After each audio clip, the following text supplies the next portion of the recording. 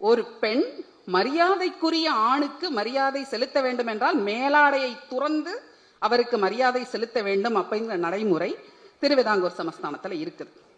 இதற்கு எதிராக கிறிஸ்தவ மிஷனரிகள் மிகப்பெரிய சமர் ஒன்றை புரிந்து கொண்டிருக்கிறார்கள்.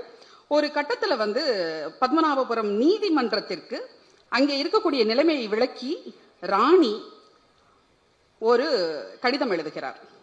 அதுல 2 முக்கியமான பிரிவு பெண்களுக்கு மேலாடை அணிவதற்கான அனுமதி மறுக்கப்பட்டிருந்தது. ஒன்று நாடார் சாதி பெண்கள், இன்னொன்று ஈழவ சாதி பெண்கள். இந்த 2 சாதி பெண்களும் அல்லாத பிற ஒடுக்கப்பட்ட சாதி பெண்களுக்கும் அந்த அனுமதி கிடையாது.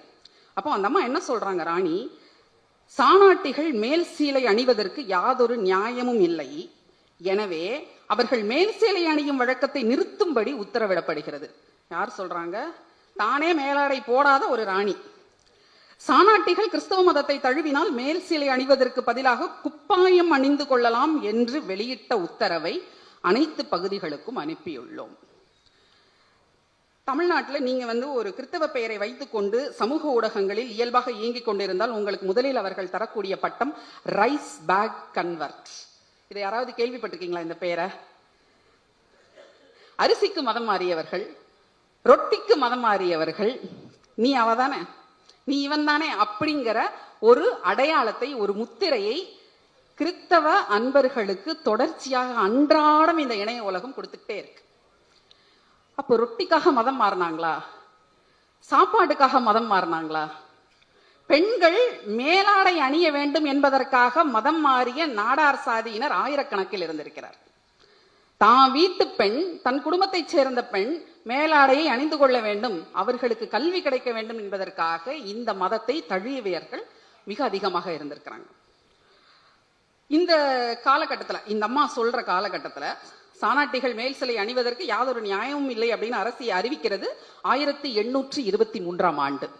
இதே காலகட்டத்தில் தான் அதே நாகர்கோயில் பகுதியில மால்ட் மீட் அப்படின்னு சொல்லி 2 மிஷனரிகள், கிறிஸ்தவ மிஷனரிகள், சீர்திருத்த சபையை சேர்ந்தவர்கள், லண்டன் மிஷன் அப்படின்னு சொல்லக்கூடிய மிஷன்ல வேலை செய்யறாங்க. அவங்க இருவருடைய மனைவிகளும் மார்த்தா மால்ட், மார்கரெட் மீட் அப்படிங்கிற இந்த 2 பெண்களும் சத்தமே இல்லாம ஒரு பெரிய புரட்சியை இந்த பெண்களுக்கு இடையே செய்யறாங்க. என்ன அப்படின்னா, அவர்களிடம் கொண்டு வரப்படக்கூடிய பெண்களுக்கான ஒரு கல்வி நிலையத்தை வச்சிருக்காங்க. அந்த கல்வி நிலையத்திற்கு உள்ளே வரக்கூடிய பெண்களுக்கு முதலில் அணிவதற்கு குப்பாயம் என்கிற சட்டை தரப்படுகிறது. நீங்க கிறிஸ்தவ மதத்தை தழுவுறதெல்லாம் பின்னாடி, பள்ளிக்கூடத்துல படிக்க வந்தா உங்களுக்கு முதல்ல சட்டை தருவோம். அப்படி கொண்டு வரப்படக்கூடிய பெண்கள் ஒருவேளை தங்கள் மனமுவந்து அப்படி வர முடியல அப்படின்னா, அந்த பெண்களை அடிமைகளாக விற்கவும் வாங்கவும் பட்டு கொண்டிருந்த பெண்களை 2 சக்கரம் காசுக்கும் 3 சக்கரம் காசுக்கும் விலை கொடுத்து வாங்கி குப்பாயம் அணிவித்தார்கள்ங்கிறது செய்தி, வரலாற்று தரவு. அப்ப அந்த பெண்களுக்கு கல்வியையும் கொடுத்து படிக்கக்கூடிய பெண்கள் அடுத்து தங்களை நிலைநிறுத்திக் கொள்வதற்கு சமூகத்தில் ஒரு தொழிலையும், கைத்தொழிலையும் கற்றுக் கொடுத்து, இங்க பாத்தீங்கன்னா நாகர்கோயில் லேஸ் அப்படின்றது உண்மையிலேயே மிக மிக முக்கியமான ஒரு சமூக புரட்சியாக தமிழ் மண்ணில் உருவெடுத்திருந்தது.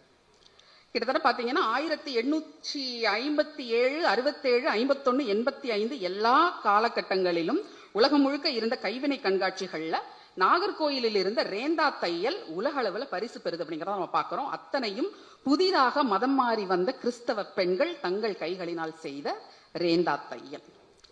அப்போ இங்கே பெரிய பெரிய புரட்சிகள் எல்லாம் இங்க ஆயுதங்களால் வந்துவிடவில்லை, பெண்களின் கைகளில் வந்தது. அந்த கைகளில் இருந்த ஊசி நூல்ல வந்துச்சு.